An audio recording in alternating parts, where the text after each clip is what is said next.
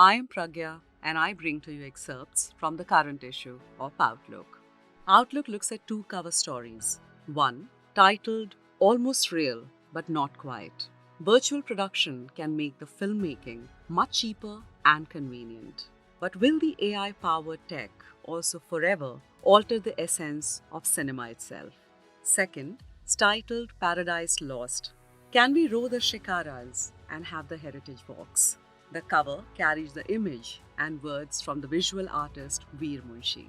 He says, "My installation depicts the fast changing characteristics of Indian cities. So I was wondering about the fate of our paradise on earth called Kashmir." A 370-degree turn by Naseer Ganai from Outlook. The recent Supreme Court verdict upholding the central government's move to abrogate Article 370 of the Indian Constitution impacts Kashmir and its people deeply. Nearly 4 years after the abrogation of Article 370, change is afoot in Srinagar.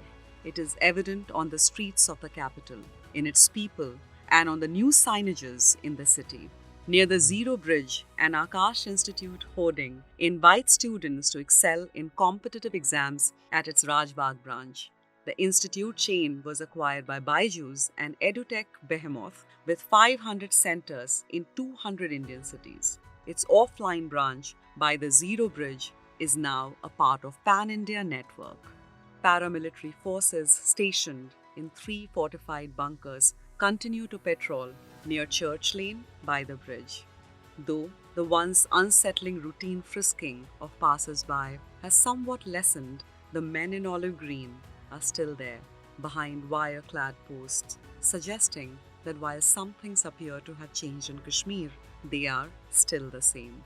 Rajbagh, a posh address in Srinagar, appears to be flourishing with new buildings, new houses, new hotels, and tuition centers.